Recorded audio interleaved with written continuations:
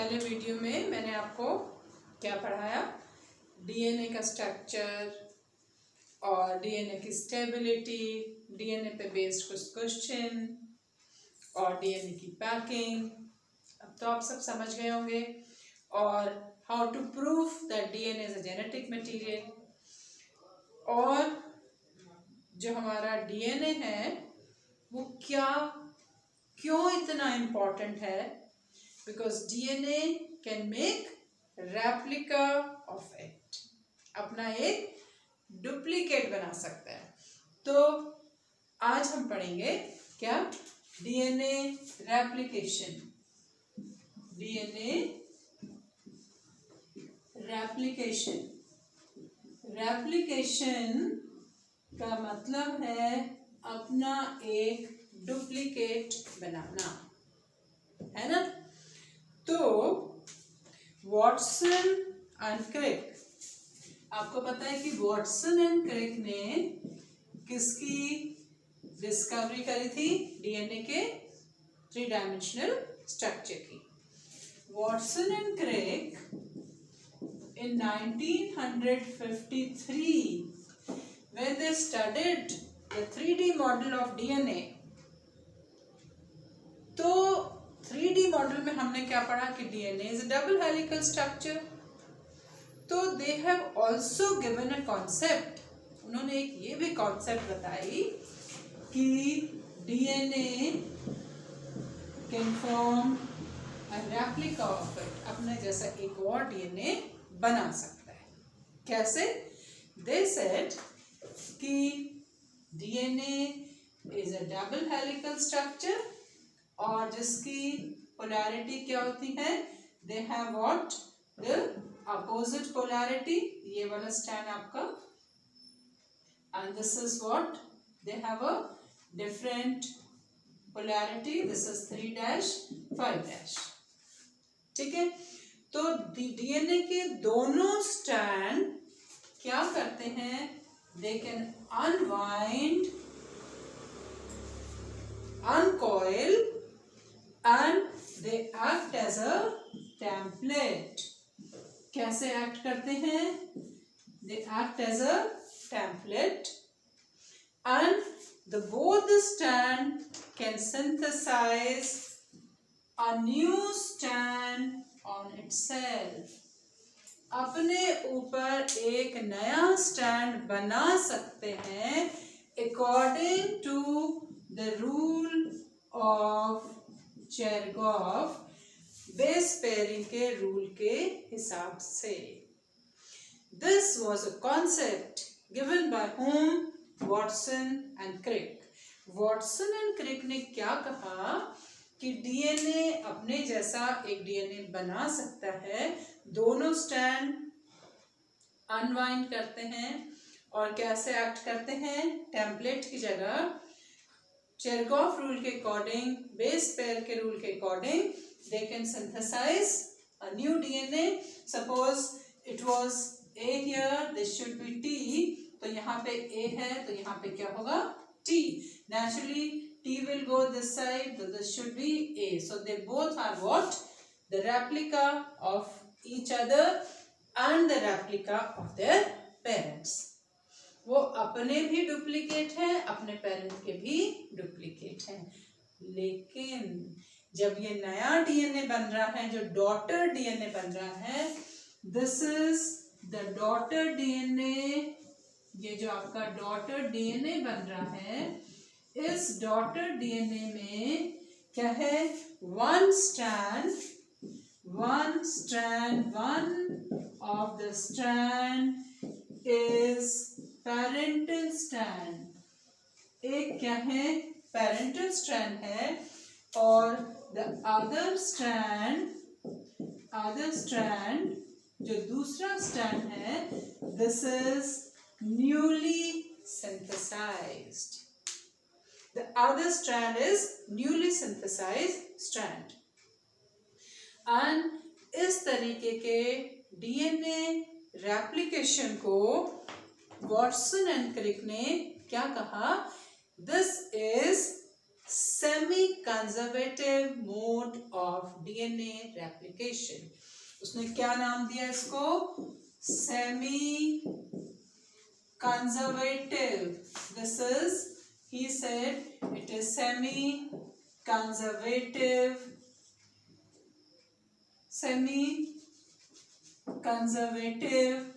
mode of DNA replication. Semi conservative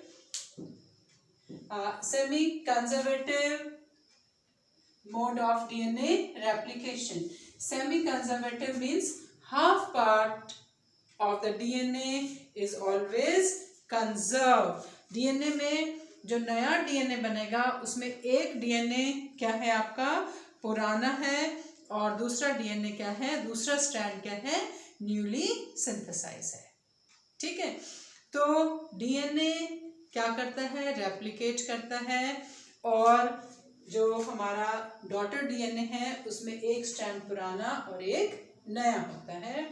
इस mode को हम क्या कहते हैं? Semi conservative mode of DNA replication. ठीक है, तो ये कॉन्सेप्ट हमारी किसने दी थी? वॉटसन एंड क्रिक ने। कब? जब वो डीएनए का स्ट्रक्चर पढ़ रहे थे और जब वो डीएनए का 3D मॉडल तैयार कर रहे थे। ठीक है, डीएनए रेप्लिकेशन आपको मालूम है कब होता है? At the time of cell cycle during S phase.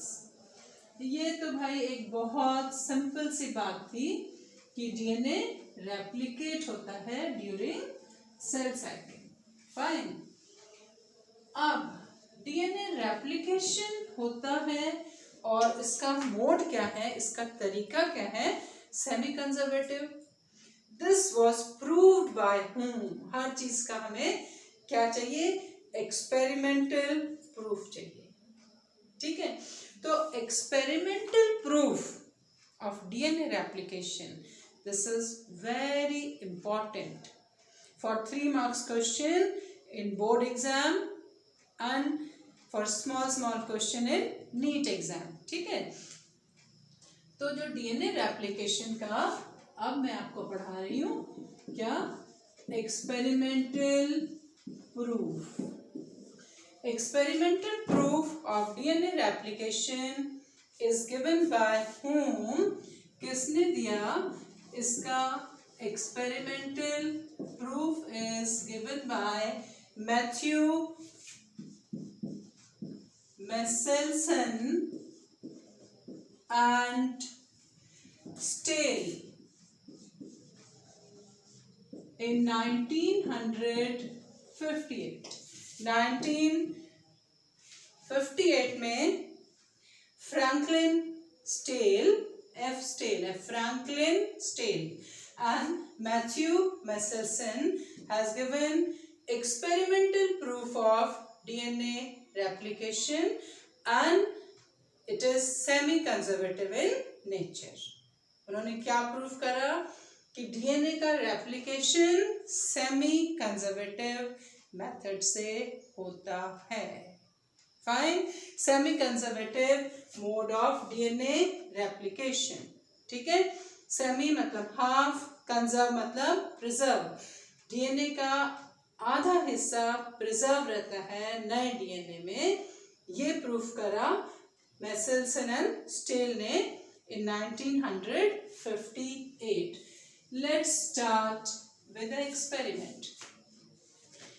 They have done experiment. जब आप एक्सपेरिमेंट करते हैं तो आपको सबसे पहले पढ़ना है कि एक्सपेरिमेंट किस ऑर्गेनिज्म में हुआ।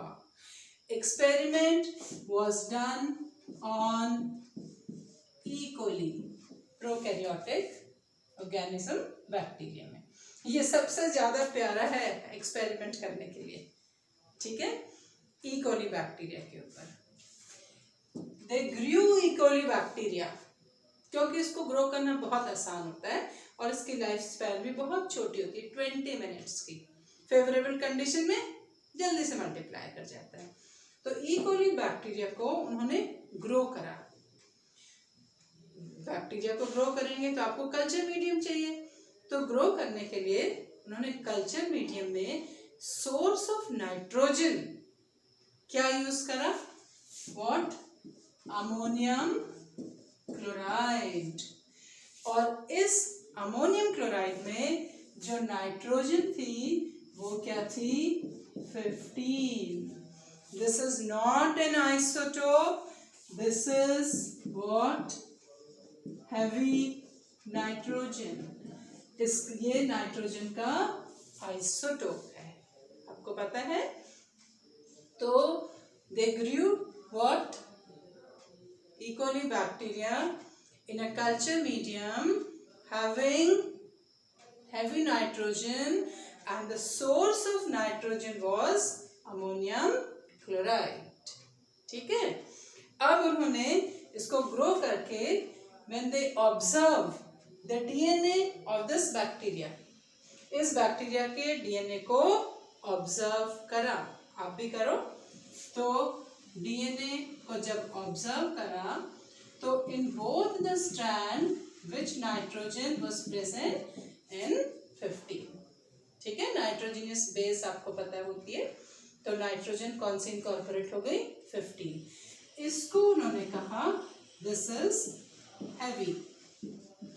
और सेंट्रीफ्यूगेशन चैम्बर में जब डालकर इस बैक्टीरिया को एजिटेट करा और सेंट्रीफ्यूगेशन, इसका जब सेंट्रीफ्यूगेशन करा तो सेंट्रीफ्यूगेशन एक स्पेशल टाइप का करा, density gradient centrifugation.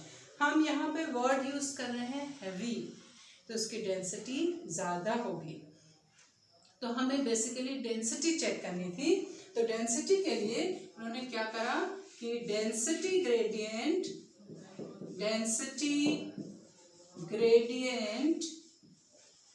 Centrifugation density gradient centrifugation करा by using what? Caesium chloride.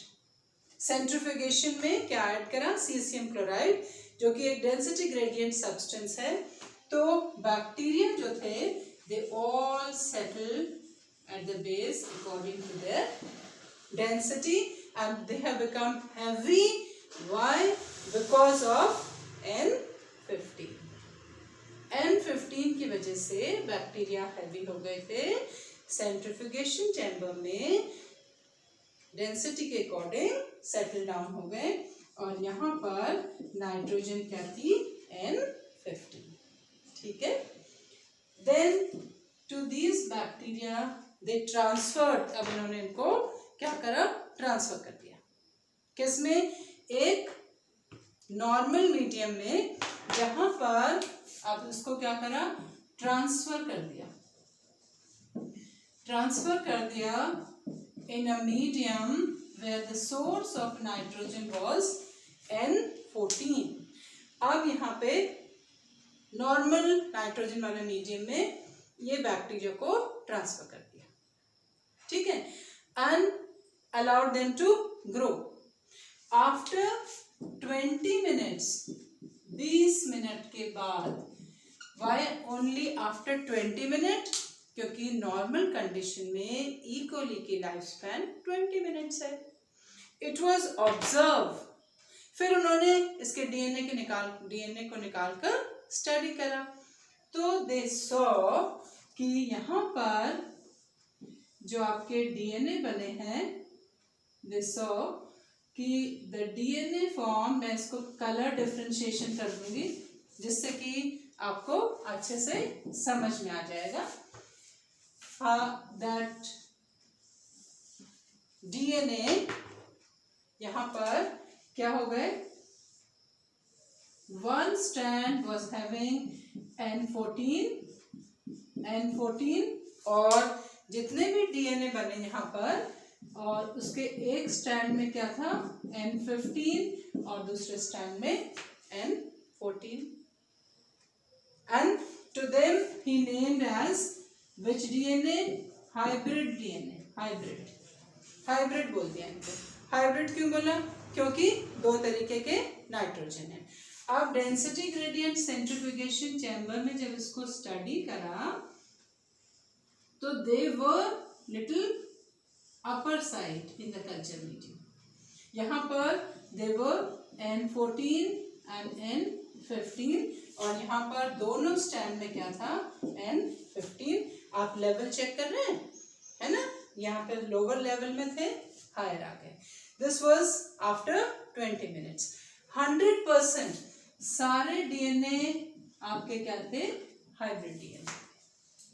ठीक है, 20 मिनट्स के बाद ये आया।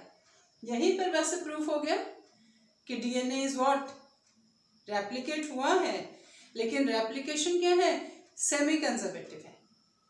ठीक है, again they allowed them to grow in the same medium. फिर आफ्टर अनदर 20 मिनट्स उन्होंने सेम मीडियम में इसको ग्रो होने दिया।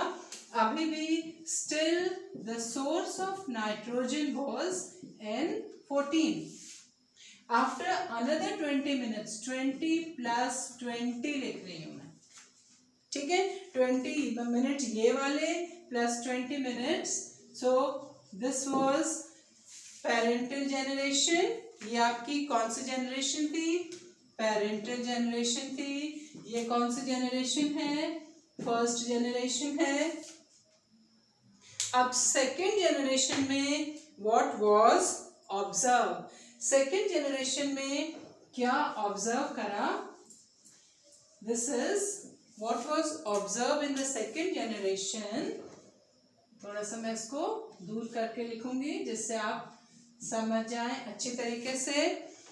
तो यहाँ पर आपको कितने DNA मिले, नेचुरली मल्टीप्लाई कर जाएंगे, 4 हो जाएंगे। तो यू गॉट, आपको 4 DNA मिले, नेचुरली मल्टीप्लाई हो गए। तो half of them, this was having N14, यहाँ पे N14 plus N14, here also N14, here you have N14 and N14। लेकिन स्टिल अभी भी 50% के पास में क्या है आपका N15। अभी भी आपके पास में 50% DNA के पास में क्या प्रेजेंट है। Still if you look for 50% DNA क्या है आपके, हाइब्रिड DNA है, एंड 50% DNA क्या है आपके विद नॉर्मल नाइट्रोजन। अब इसको अगर आपने सेंट्रीफ्यूगेशन चैम्बर में स्टडी करा तो आपको 2 लेयर्स दिखाई दी। This is, you got 2 layers, one is ये वाला DNA and here you have got N14, इसमें दोनों स्टैंड N14 है। Here you have N14 plus you have N15 and this is your which generation, second generation. ये second generation है ना, और you can say after 40 minutes. So what is this proof, इसने क्या proof करा कि DNA जब रेप्लिकेट होता है तो उसका एक स्ट्रैंड हमेशा कंजर्व हो जाएगा, आगे चलता रहेगा, एंड द डॉटर DNA, जो नया DNA सिंथेसाइज होगा, that will be the complementary to the parental DNA, और जो DNA रेप्लिकेशन की प्रोसेस है वो क्या है, सेमी कंजर्वेटिव है। और कैसे प्रूफ करा, बाय यूजिंग हैवी नाइट्रोजन। कैसे यूज करा, दोबारा मैं एक्सपेरिमेंट बताती हूँ। ई कोली को ऐसे मीडियम में ग्रो करा जहाँ पे नाइट्रोजन का सोर्स 15 था, एंड 15 नाइट्रोजन क्या है आपकी, हैवी नाइट्रोजन है। ठीक है, तो जब ग्रो करा तो फर्स्ट जनरेशन में देखा कि दोनों स्टैंड के पास में हैवी नाइट्रोजन है। ठीक है, और सेंट्रीफ्यूगेशन चैम्बर में ये बिल्कुल बॉटम पे थी, और सेंट्रीफ्यूगेशन चैम्बर में डेंसिटी ग्रेडियंट सेंट्रीफ्यूगेशन यूज करा आपने, यूजिंग सीजियम क्लोराइड। 20 मिनट के बाद जब हमने इस हैवी डीएनए वाले बैक्टीरिया को ऐसे मीडियम में ट्रांसफर करा जहां पे नाइट्रोजन क्या थी आपकी नॉर्मल, तो 20 मिनट्स के बाद जब देखा तो 100% डीएनए क्या थे हमारे हाइब्रिड। सबका एक स्ट्रैंड नॉर्मल नाइट्रोजन वाला और एक हैवी नाइट्रोजन वाला था। अब फिर इसको वहीं पर ग्रो करने दिया, तो आफ्टर 40 मिनट्स, तो 40 मिनट्स के बाद फिर डीएनए को ऑब्जर्व करा, तो देखा कि 50% डीएनए हाइब्रिड थे और 50% क्या थे आपके नॉर्मल नाइट्रोजन वाले थे। तो इससे क्या प्रूफ हुआ कि जो हमारा N15 वाला डीएनए है वो अभी भी चल रहा है ना। अगर हम और नेक्स्ट जनरेशन देखें और 20 मिनट्स के बाद देखें तो इसकी परसेंटेज टोटल पॉपुलेशन में कम हो जाएगी, लेकिन ये हमेशा कंजर्व रहेगा। तो मेसेल्सन एंड स्टेल ने क्या प्रूफ करा कि डीएनए रेप्लिकेशन क्या है, सेमी कंजर्वेटिव है, ठीक है। और इस सेमी कंजर्वेटिव में क्या प्रॉपर्टी है कि हाफ स्टैंड इज ऑलवेज, जो एक स्टैंड है दो में से आधा पोर्शन हमेशा क्या है, पेरेंटल है, and one strand is newly synthesised. And he did this experiment on which organism? Bacteria. which bacteria? E. coli। और आपको याद रखना है कि उसने इसको कैसे ऑब्जर्व करा, डेंसिटी ग्रेडियंट सेंट्रिफ्यूगेशन चैम्बर में। और इसको जो है सेमी कंजर्वेशन से आपको आगे चलकर बहुत फायदा होगा, क्योंकि हमने बहुत सारे क्वेश्चंस करने हैं इसके ऊपर और ये कॉन्सेप्ट आपको बहुत हेल्प करेगी। ये तो हमने बात करी किसकी, ई कोली बैक्टीरिया की। एक ठीक इसी तरह का एक्सपेरिमेंट किसने करा, टेलर ने। Taylor, this is Taylor has also done similar experiment. This is Taylor. Taylor has done similar experiment on faba beans, और या इसको हम कह सकते हैं बीन्स आपने देखी है ना। Bean is an angiosperm, is a eukaryotic plant. तो उसमें कौन सी बीन में, विक्सिया फैबा, इसको आप फैबा बीन्स भी कह सकते हो। इस प्लांट के ऊपर उसने एक्सपेरिमेंट करा, क्या प्रूफ करने के लिए कि डीएनए रेप्लिकेशन क्या है, सेमी कंजर्वेटिव है। And he used what, thymine. और थायमिन में उसने जो हाइड्रोजन है वो कौन सी यूज करी, H3।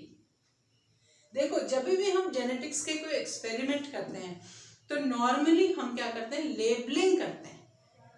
आपने देखा कि जो हर्शे एंड चेस का एक्सपेरिमेंट था उसने वहां भी लेबलिंग करी थी, रेडियो एक्टिव फास्फोरस सल्फर लेके। यहाँ पे हमने क्या करा, मेसेल्सन एंड स्टेल ने हैवी नाइट्रोजन ली, टेलर ने क्या कर लिया, H3 हाइड्रोजन का आइसोटोप। तो जब हम एक लेबल्ड एलिमेंट लेते हैं, या वो रेडियो एक्टिव है या वो हैवी है, it is easy to trace that element. उस एलिमेंट को ट्रेस करना इजी होता है। एक्सपेरिमेंट आपको नहीं पढ़ना है, आपको सिर्फ लर्न करना है। याद रखना है कि the similar experiment was done by Taylor on which plant, विक्सिया फैबा, to prove that DNA replication is semiconservative in nature. And this is what, an eukaryotic. ये क्या है, एक यूकैरियोटिक ऑर्गेनिज्म है। एंजियोस्पर्म यूकैरियोटिक होते हैं, आपको पता है ना। तो प्रोकैरियोट्स में किसने करा, मेसेल्सन एंड स्टेल। यूकैरियोट्स में Taylor. On which plant, Vixia faber, and Taylor did, Vixia faber, and Messels and Stale did on E. coli bacteria. That's the end of the topic. I hope you have understood, liked,